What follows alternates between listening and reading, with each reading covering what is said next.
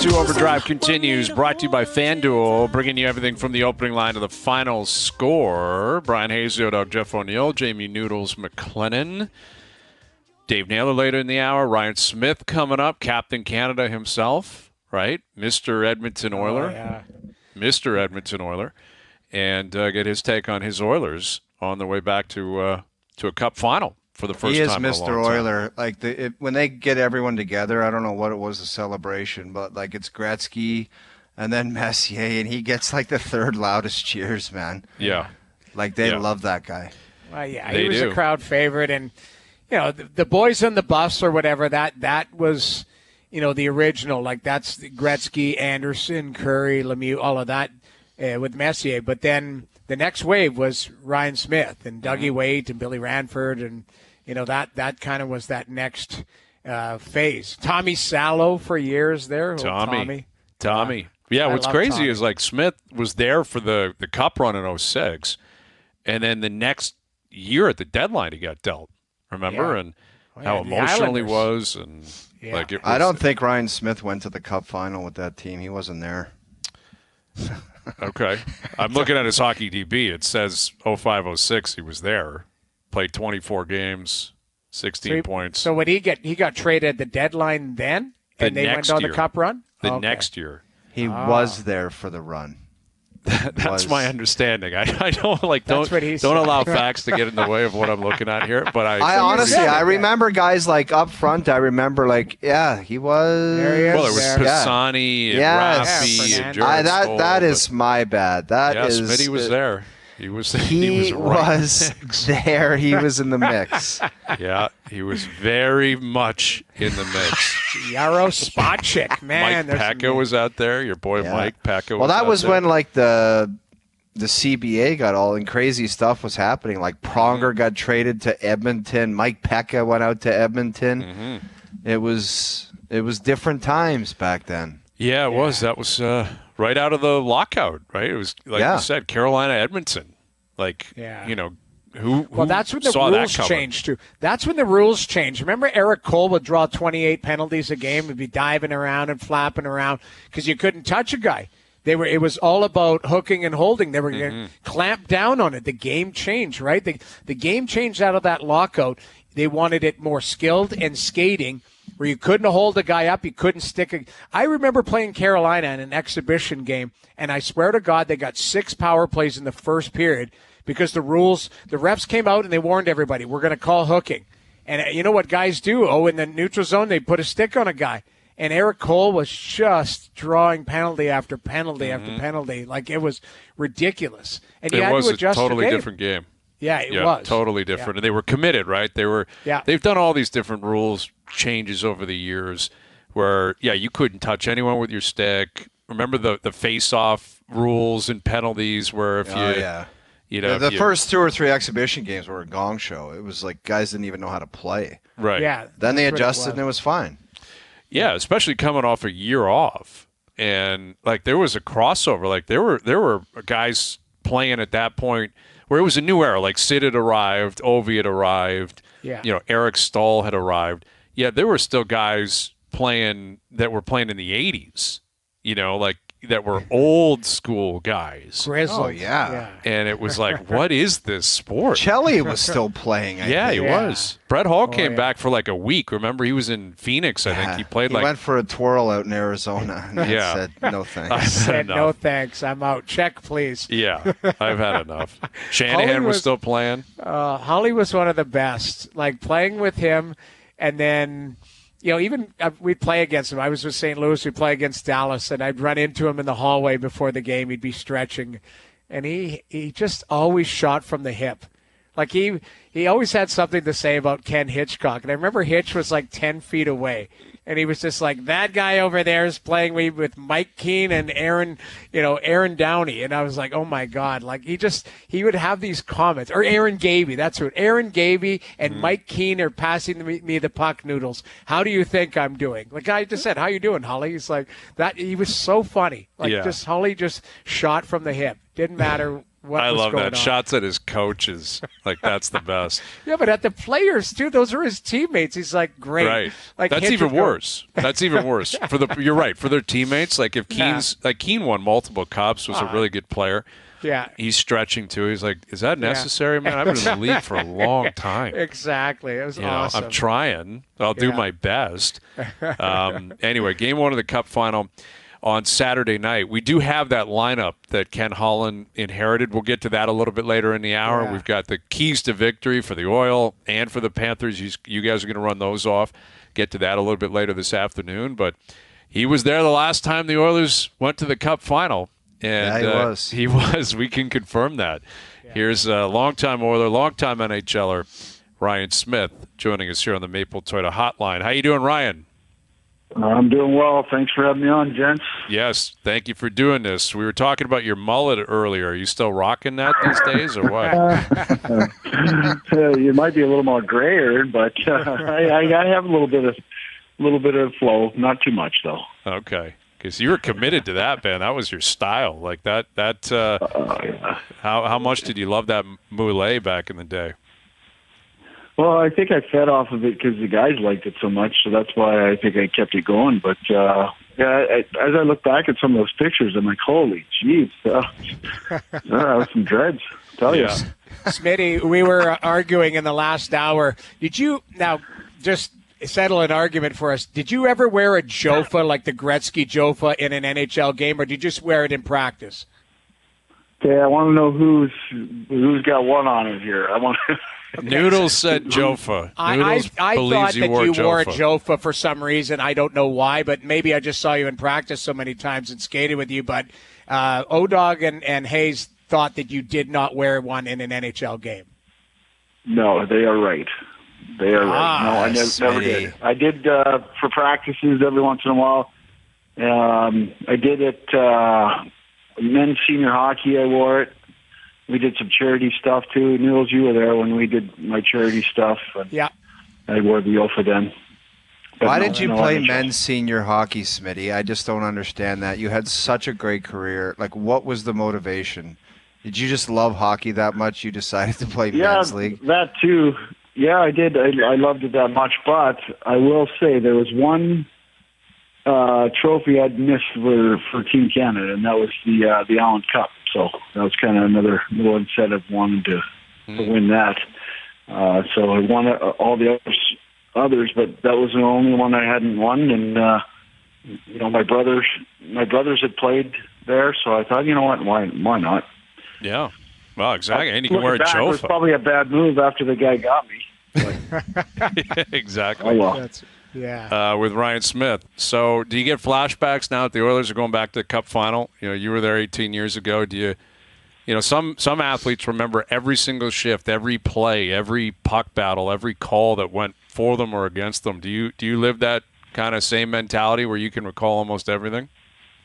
Not that extreme, but yeah, there's for sure. Obviously, when you go the distance and you fall one game short, and not able to hoist it up, there's a lot of things that go through your mind. You woulda, shoulda, couldas, or if we would have done that, and I wish I would have blocked that one shot, or whatever the situation is at the time. But not as extreme now. Obviously, it's been 18 years now, but I look at how these guys are going now, and it's extremely exciting to watch. There's so much depth that the Oilers have, and not to say that the Panthers didn't have the depth, but being an Oiler and watching how they've built their team over the last little while, obviously the Connor McDavid, and the Leon Draisaitl's, and acquiring at home, and filling in the right voids, and they've done that, and now they've given that organization a chance and an opportunity to obviously win. Smitty, what do you make of the game nowadays? I don't know how many times I've sat with former players, and you break down the game and the way it's played now as compared to when we played. You try and envision yourself out there. How would your game translate to today's game? Oh gosh, great question, Noodles. I mean, I see a lot of low to high in the offensive zone. When we did that, it would majority of the time, if anything, it would just get back behind the net, or it would be blocked. And now you're back checking, and now there's so much creativity on the back end of these D-men that the offensive skill that these guys have. The O-zone is just another, there's 5 forwards out there, pretty much. To translate it, I think, if I was like a guy like Hyman, just being at the net in certain areas, being in that high slot area where you can get those opportunities, but, I wasn't recognized as a shooter, so I'd be more closer to the net. But overall, I think just the game has changed. I think a stat, I don't know who came up with it, but there's 80% of the game is played along the wall, within 3 feet of the wall. And, obviously that's where I spent a lot of my time, on the wall. But to translate it is the skill. And I didn't have that tremendous skill that these guys have. I had some skill, obviously, but nothing like these guys do now. With Ryan Smyth and the speed alone, right? You look at McDavid, I'm sure you've seen it up close and personal, but you talk about the skill. That guy's going 1,000,000 miles an hour, and he can basically make any play at any speed. Yeah. Is that at any time, at anywhere on the ice, anywhere. Speed, anything that comes to him, he seems like he's comfortable. And the transition, not in his game or the player's game now, is significant. As soon as the puck gets turned over, it's boom. Guys are stretching, guys are taking off, and then you get guys with speed. Now it's backing everybody off. Now you got some momentum coming into the zone. Yeah, it's crazy. It's crazy. And in terms of how Edmonton could react, we asked you about your experience, and in the end, Carolina ends up getting you guys. If the Oilers end up winning, we saw a video go viral this week of McDavid trying to get some beers after a game, and people are swarming him. Paint a picture for us what that city looks like in 2.5 weeks if the Oilers win the Cup. Yeah. Well, it's been a long, long time since they've had that in that city, so I think they would be ecstatic. They would be over the moon for sure.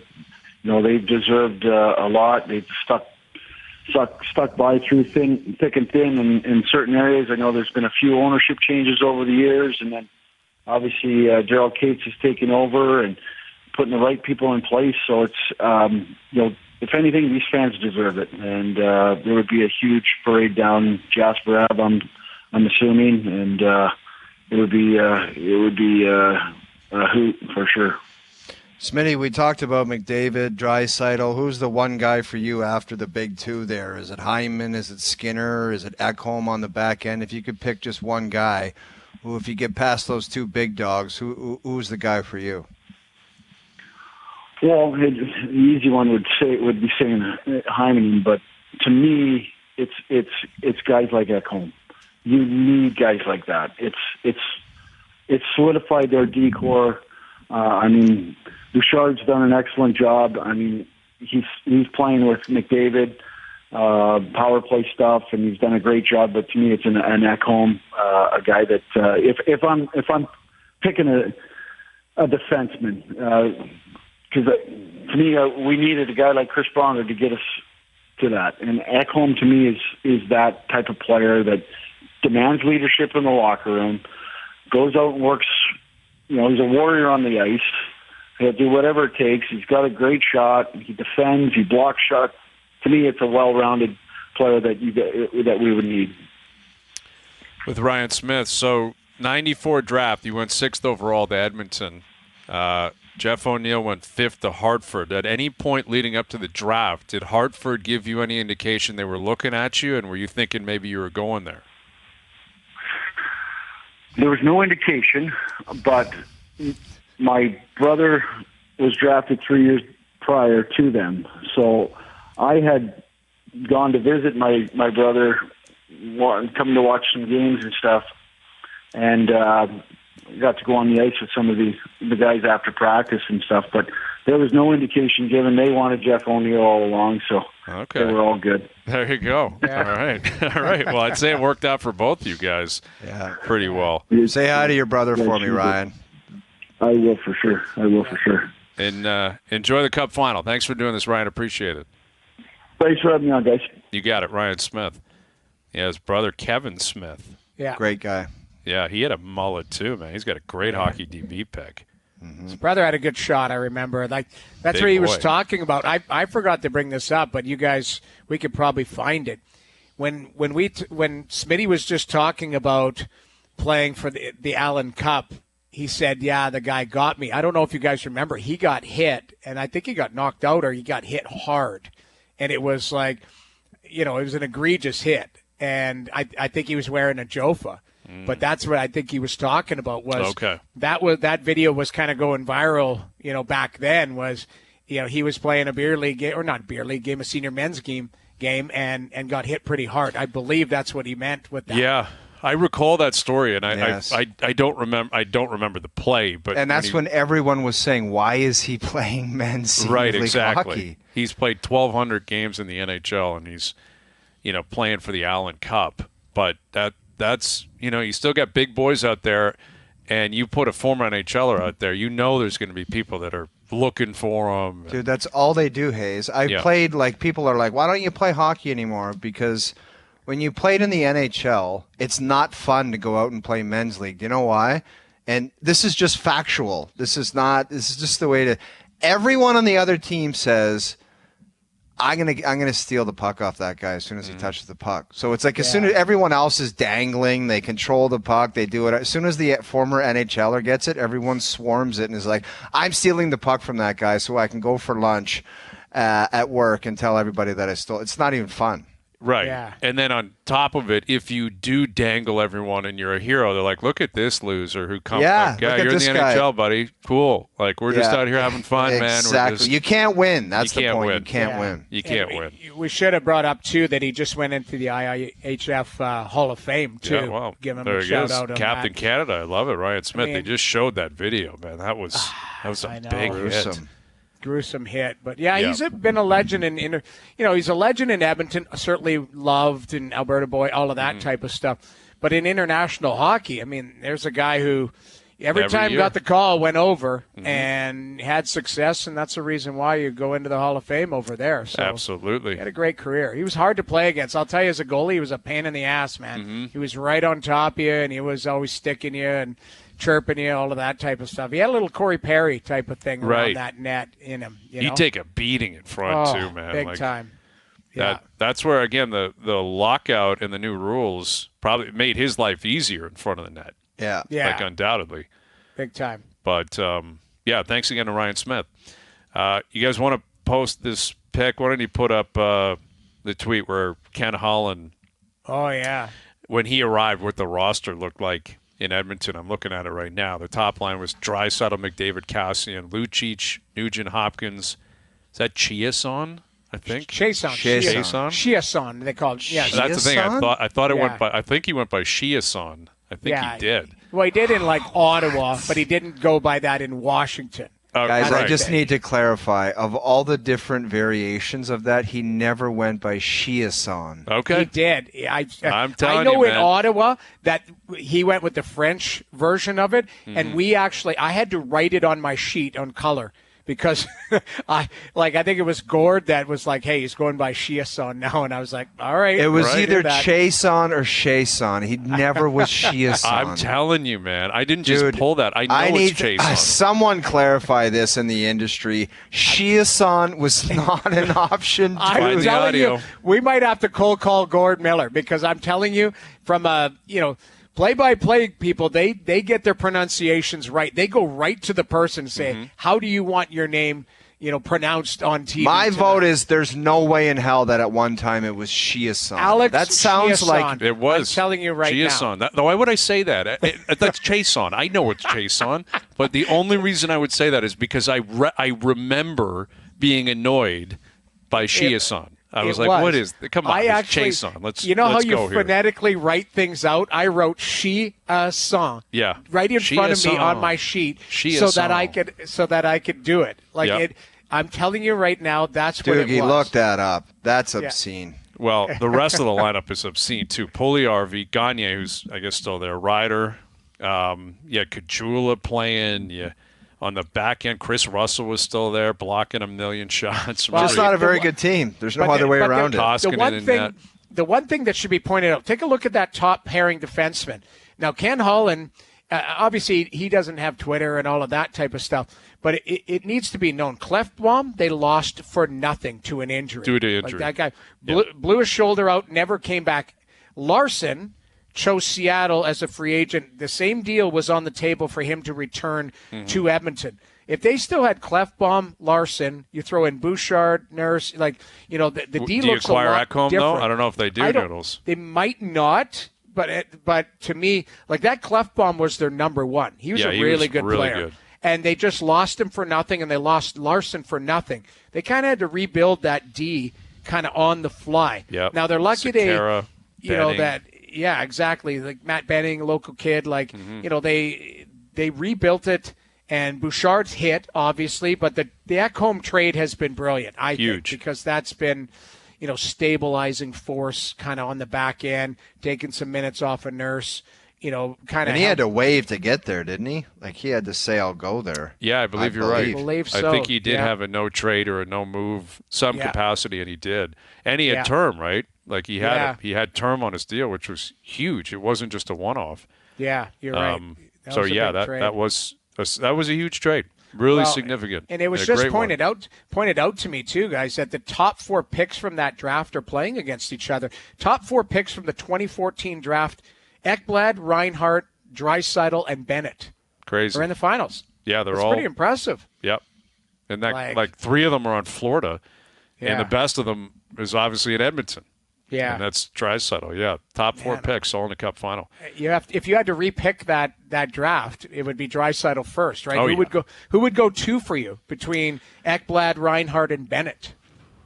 Between the 3 of them. Between the 3 of them, the top 4. If you had to rearrange them, probably Reinhart. It's probably Reinhart, Ekblad, Bennett. With a hard time writing Bennett at the 4 spot. Exactly. We all love him, but Ekblad's a top pair of defensemen. You could rewrite the list almost sometimes and have as many goals as Reinhart has. You could write Sam Bennett at number 2. Yeah, you could. You could really have a difficult time with it. More versatile player, right? Yes. A little different type of player. I think we would all say that Leon would be 1. Oh, but then undoubtedly. Hands no down. question. Yeah, but after that, those 3 are damn good players. And Willie did a draft too. Willie went that year. That's right. Dylan Larkin, looking at it right now. Nikolai Alex Tuck. Pasternak was in that draft. Where's Pasta going? Pasta's going probably 2. second after Draisaitl. Yeah, Draisaitl 1, Pasta 2. And then you float it out after that. Then is Willie 3? I don't know. Willie would be up there. Willie's in contention for sure. I don't know if he's 3, but Reinhart had 57 goals this year. I don't think. I understand that. You might not get back to that though. Who knows? You can make. I think that's a one-off. Yeah, I do. Yeah. I think that's a problem. But he's an established, really good stud player who's in his late 20s. Right. Reinhart, he's legit. Kevin Fiala was in that draft. Your boy Noodles, Nikolai Ehlers. Yeah, good draft. Yeah, good draft. You know what I saw? Someone sent me a note that famous 03 draft. Yeah. That was Marc-Andre Fleury first overall and Eric Stahl second, and Phaneuf was in that, Getzlaf, Perry, all that. Yeah. The guy Bergeron was in that. The guy with the most points from that draft year is Joe Pavelski. Really? And he just 7th retired. rounder, yes. wasn't he? Yeah. Getzlaf I believe in he that was draft 6th or too? 7th rounder. Who? Yeah. Getzlaf in that draft? Yeah, Getzlaf, Perry, Ritchie, Jeff Carter, Parise. They were all in that draft. Bergeron was the second round pick, Shea Weber. And I believe he's got the most points. Yeah, of the whole draft. Wow. Which is, that speaks to longevity. And you know who went in 14 as well? I'm just looking further down the list. Thatcher Demko went in the second round. Would you take a health? He's not going ahead of Draisaitl or Pasternak, but he might be 3 if he's healthy. get a true bona fide number one, like a guy you can rely on, Yeah. he'd be up there. He's got to be healthy, though. That's the problem, is health and the nature of all that. But, all right, we've got Darren Dreger coming up just after 6 o'clock. Our best bets brought to you by FanDuel still to come as well. The CFL season kicking off. We'll tee that up. We'll get into a number of things with the nail gun. Dave Naylor still to come as well. Overdrive continues. TSN 1050 and on TSN 2. All right, Darren Dreger in about a half an hour. Game 1 of the NBA Finals tonight. We'll have our best bets on the NBA Finals tonight. And Jays with a win this afternoon. Held on, right? The Orioles were chugging in the 8th and 9th. Man, it got dicey. But you get a split. And now they're off to beautiful Oakland, California. Oh, why not? By the way, I just got a tweet saying, O-Dog, it's pronounced Bryan Hayes. Shia-san? Alex Shia-san. Shia-san. Noodles, you called this games. Like, why would I make that up? Why would I lie? It was Shia-san. No, but it's the way you were saying it. You were saying Shia-san like you just got out of grade 3. What does that have to do with it? It was the accurate pronunciation. Shia-san. That's how he went. I respect the guy's name. Unlike you, I have Noodles, respect. get a voice note from Gord, please. Okay, I'll send him a note. But I'm telling you right now, I'm verifying it, but I'm going to get Gord to back it up. Just get a voice note and then send that to Doogie, and Doogie can play it on air, and then it's over. Perfect. Gord might not be available. That's my thing. Like Gord's hanging out. He's back home. He's all good. He's having some vino on the front porch. He might be sleeping right now. He might be jet lagged. He put a month in over in Prague. Mm-hmm. So it's been a week, man. It's Gord. It's worth a shot. Give him a shot and see what happens. All right. If not, we can find the audio. I don't know, JP. Say, did Gord, you say can we you have send some? me a voice note of all the different ways you've pronounced Chason? Because I always think Steve Chason, right? Like that's the original Chason that I think the goat of Chasons. Yes. Right. And when I see that name, I think Chason, but I'm telling you, it was Shia-san at some point. And anyway, it doesn't matter. Who cares? I mean, the guy played for the Oilers at some point. I can't. It really it's totally irrelevant. It means nothing. But fine, bother Gord, get a voice note, because that would be great. That would be great. I'll see if Gord can throw me a voice notes on Alex Shia-san, the player for the Ottawa Senators when we called it. Yeah. I love it. All right. CFL back tonight. Winnipeg, Montreal. There's a lot of uncertainty here in Toronto with the Argonauts. Here's our main man, Dave Naylor. What's happening, Nail Gun? Hey, good to join you guys. And reminiscing on that 94 NHL draft, man. I was out covering the Western League in those days, and the three guys I see a siren goes off. As soon as I get on the air, holy smokes. Sitting out on my back deck. 2 seconds into this, all of a sudden off goes the siren. Okay. No, I remember the guys I was covering in that draft. Ryan Smyth was one of them. He's playing for Moose Jaw. Jeff Friesen in Regina, and Wade Belak in Saskatoon. Those were the three guys that I was kind of preoccupied with. I remember Jeff Friesen coming over to the CBC radio studio to do an in-studio with me the day after. I was not as preoccupied with the O-Dogs draft position that year. Right. Yeah. Well, there you go. I mean, almost ended up in Edmonton. Edmonton picked 4th and 6th. Imagine you're an Edmonton guy. It'd be wild. You'd be an alumni. You could wear your jacket to Game 3. I could have my number up there with Struddy's and Legends Row in Edmonton. Struddy off ice. What a draft. I don't know what's more amazing, that O was drafted 30 years ago or that I've been in this business more than 30 years. So both an accomplishment. Both an accomplishment. Yes. I love it. Well, Nail Gun, the CFL kicking off. Are you going to go to the 50 Cent concert next week in Vancouver for the Lions opener? I am not on that shuttle. I think that is a Kate Burness, Matt Dunnigan, Davis Sanchez, Milt Stiegel flight out there. So yeah, I mean, they've sold it out. I mean, this is the thing. A new owner can really inject some life into a team, and it's funny because that's what's happening in Edmonton right now. That team has been publicly owned forever. And they announced this offseason that they are transitioning to private ownership for the first time in their 75-year history.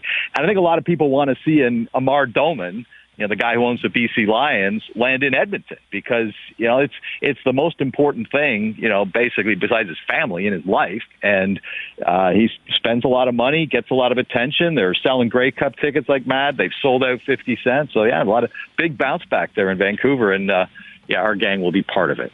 Okay. Gun, the Argos last year, they were They were dominant. It was like I thought they were going to destroy everyone, and they get upset and they don't do it. Like, what do you envision this year with the quarterback situation and all that's become of it?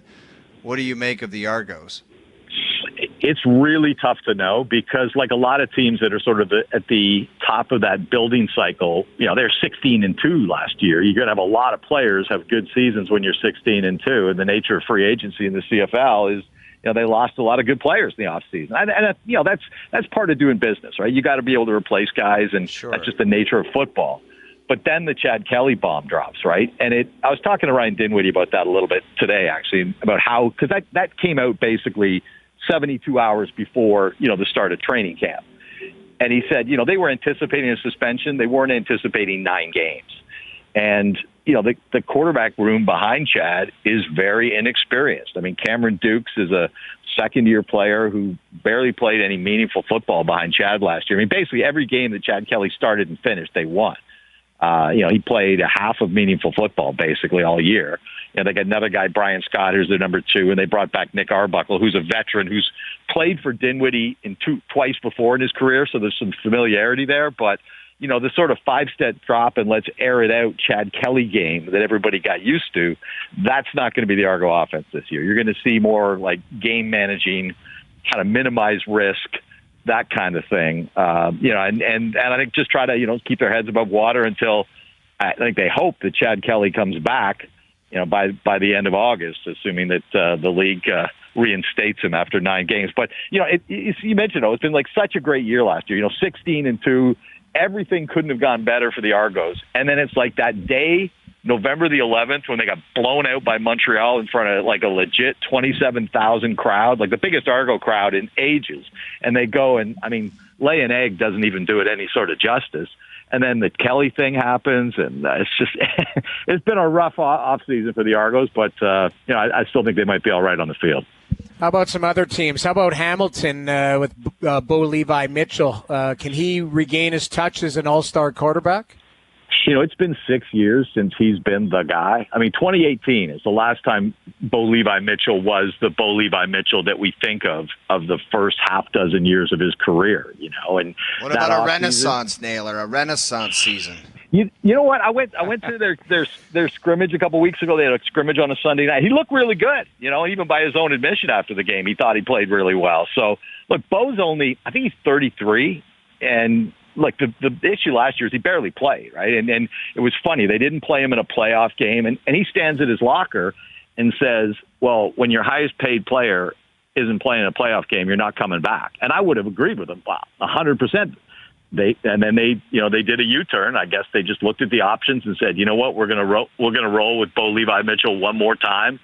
He doesn't have to be the old Bo. He just has to be a percentage of the old Bo and stay healthy. So, they've had some high turnover. They got some longtime veterans that have been there forever. Simone Lawrence, Ted Laurent. 10-year guys that have retired. So there's going to be some turnover there. But frankly, I'm a little surprised they rolled the dice on Bo just because, of his history. And you guys know this in athletics. Sometimes it's not one injury. It's not one big injury you're trying to come back from. It's a series of, nicks and pulled muscles and shoulders. And that's where Bo is over the last 5 or 6 years. He's just had so many, things that have kept him on the sideline. But they are going to roll the dice again in Steeltown. With Dave Naylor, CFL returning tonight, CFL on TSN, Winnipeg, Montreal. And, obviously the Alouettes, they stunned the Argos in that playoff game. And they smoked them. It wasn't even close, and they never really looked back. They're the prohibitive favorites now in the East. Ottawa hasn't been great. We just talked about Hamilton. The Argos are dealing with what they're dealing with, not only Chad Kelly, a lot of turnover as well on both sides of the ball. But, if you're Dinwiddie, if you're Pinball, let's presume Kelly returns, which we don't know. But if he does and he returns to the form he was in last year, do the Argos, if they can get above 500 and get in or hover around 500, that's going to get you into the playoffs likely in the East. They're not going to talk about it publicly because of what they're dealing with right now, Dave, but could you see 2-3 months from now they actually think they could win a Grey Cup? Yeah, I think the division the division's kind of flat, right? Like Ottawa has been terrible for 4 straight years, and they're auditioning a new quarterback who was the backup in Winnipeg behind Collaros and Drew Brown, but that's a mystery. We already touched on Hamilton and Montreal. Look, they were surprised last year, but one of the things when you kind of win before people expect you win, including yourselves, is your roster isn't, torn to shreds because everybody's not at the end of that cycle, right? Like Austin Mack was maybe their best offensive player. He's with the Atlanta Falcons now, the receiver that they had one great year from last year. And the rest of that team's pretty consistent. So, especially early in the season, you usually benefit from roster consistency in football, and Montreal should. And again, their players are not 33. Like, they have a lot of younger guys, so they should progress and be better and be competitive. But I do think that with the Argos, I think that certainly is the case. I mean, there's some turnover on this team. I mean, AJ Ouellette, who kind of became a fan favorite last year in the backfield, he's gone. But I think the division is not. It's not like they're running away from them. It's not like they were 9-9 last year. They were 16-2. So I do think that's the way they're approaching this season. That they feel like they still have a pretty good roster. A lot of the guys who were moving up into starting roles are guys that were backups or on their practice roster last year, so there's familiarity and continuity in that. It's not like you had to go out and just get a bunch of new guys that don't know your system and don't know your coaches and all those kinds of things. So I think they feel pretty optimistic about that just because of where they stand relative to the division. And there's still, even with the defections of the offseason, there's still a very talented roster there, particularly, as we know, football is so much decided in the trenches, right? It's not what the fans talk about. They love watching the ball go through the air and guys dance into the end zone. But if you look at along the lines of scrimmage, offensive and defensive, this is still, a pretty tough, physical, talented team, and I think that's probably going to carry them through. Naylor, the Kelly situation, it's hard to get away from. It's a polarizing player, and it's a serious matter. And could he still be facing more discipline? Like, are you satisfied with what you know about the situation as far as that was it? And this is I don't even know if it's the appropriate punishment, but just from what you know, does the suspension fit what you're aware of this situation? Well, I mean, there's 2 processes here, right? The legal process, that's done. We reported this week that they've got a settlement through mediation. Chad Kelly's no longer facing, legal issues in Canada. The Argos aren't the subject of a wrongful dismissal suit. That's over. But the CFL discipline, I mean, they basically asked him to submit himself to assessment and counseling and I believe the counseling lines up sort of concurrently with the suspension. So if he doesn't begin the counseling on time, a 9-week suspension can become 10, 11, 12. It's kind of like, you let us know when you're ready, but we're not starting your suspension until you go through that. As I understand it, that's kind of the way this has got to play out. Now, he hasn't said anything publicly other than a very carefully worded statement about 3 weeks ago, which I think was carefully worded in part because the legal issue had not been resolved then. But here's the thing. You got a really weird situation in the CFL right now where a guy who violated the gambling policy in Sean Lemon, the defensive line with Montreal, is going to be on the field tonight playing in Winnipeg because he's appealed his suspension. And even though he's not being represented by the CFLPA in that appeal, read into that what you'd like, the rule says, hey, if you appeal your suspension until they get the hearing, you can play. So could Chad Kelly appeal his suspension and play? I don't think so. And the reason is I just think the Toronto Argonauts understand that the nature of this whole circumstance, that there's got to be some image rehabilitation here for him to come back and be the face of the franchise and resume his career. And that would be awfully tough to do while he's playing during an appeal. If he appeals, it doesn't mean he can play right away unless the club lets him. In Montreal's case, they have let Sean Lemon play, with some criticism to that. I don't think the Argos are going to say, I think that what they know is that the longer you fight this thing publicly, probably the deeper you dig yourself in the public's eye. So I'm not anticipating that Chad Kelly's going to be playing again. I think that the question is going to be, when does he return to practice? Because he's eligible to practice, and he hasn't been near the team since, at least anybody's seen, since May the 9th, when he showed up at an early camp practice, and there was a big public outcry and some media outcry about what's he doing right back after, the same week he was suspended, and all of a sudden he's gone away. So, I think this thing, it's basically in his hands. If he doesn't do what they want him to do, and I haven't spoken to him, so I don't know what his level of willingness is, this thing could extend itself.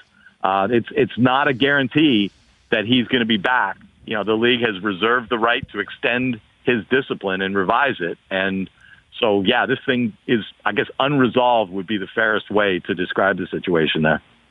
Nail gun, before we get you out of here, what about the Edmonton Elks? Any chance that they make the playoffs? And should they be trying to get Warren Moon to come out of retirement? My understanding is he's in Edmonton right now. Do you know the turnaround that would have to be? Naylor, they can't be worse than they were last year. Well, that's what I mean. They need Warren Moon right now. Get Warren out there. No, it's not me. It's Struddy. Struddy is the biggest Elks fan ever. And I think he even had an Elks hat or something that he wears to the game, like giant antlers. He looks like a fool, but I mean, give these guys some hope, Naylor. Give them some hope. Well, look, I know, I understand why people look at the CFL's 18-game season and 6 out of 9 make the playoffs and don't feel like everything's hanging on week number 1. But last year, Edmonton played Saskatchewan in week number 1. They had an end-of-game situation where they were first and goal in the 1, which, in the CFL, playing a yard off the ball, that should be a relatively certain conversion. They didn't get in. They got stuffed 3 times in a row, and it took them 12 more weeks to win a game.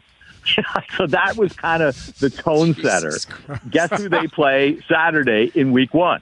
Saskatchewan. So, there's kind of a bit of, karma or optics in that one, that this is where they stubbed their toe in week 1 a year ago and basically never recovered till September.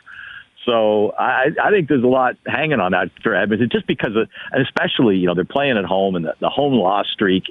Look, McLeod Bethel-Thompson is not Warren Moon, but he's one of those athletes you would say his ceiling may be not the highest, but he's got a really high floor. He's not going to go out there and suck week after week. You know what he's going to do. He's going to stand in the pocket. He's got a big arm. He's going to throw it deep.